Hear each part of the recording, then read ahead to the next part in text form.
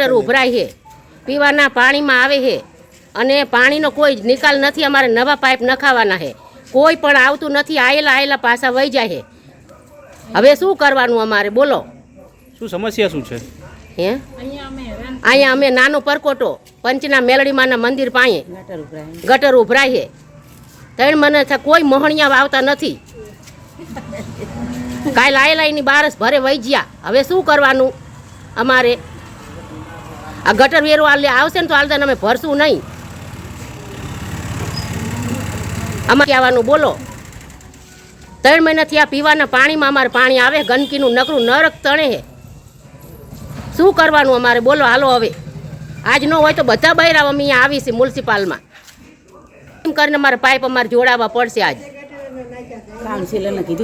કોઈ માનતા નથી. અમે ક્યાવી હી ઘણું અમારા આદમી બચારા લખાવે કમ્પ્લેન પણ કોઈ આવતું નથી ને આયેલા પાછા વહી જાય. નાના પરકોટામાં રહે છે, ગંદકીનો પાન નથી.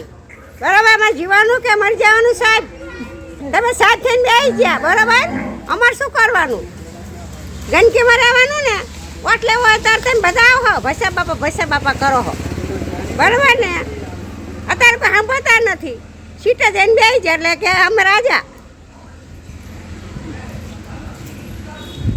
ભાઈ અને રજૂઆત એ છે કે આ વિસ્તારમાં પૂરે ગટર ઉભરાય છે અને કોઈ બી જગ્યાએ હાલવા ચાલવાની જગ્યા હોતી નથી અને નકલી ગટર જ ઉભરાય. મચ્છર એટલા થાય છે.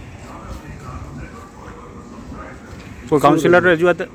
હા, રજૂઆત કરેલી બધી.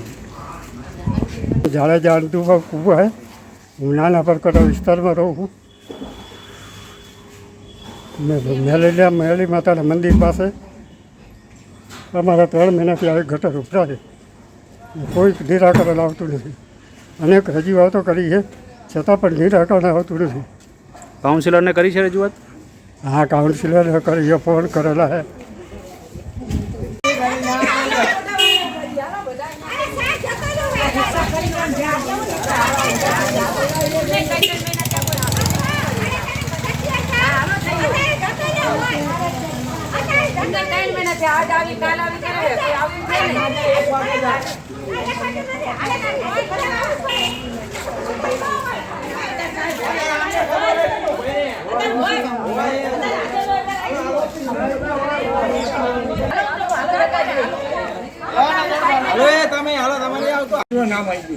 મચ્છર એટલા બધા આગળ તમે જુઓ ને તો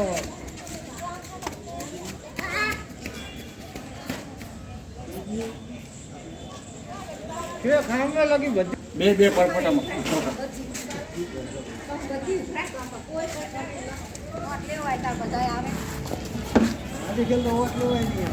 બધી ઉભરાય.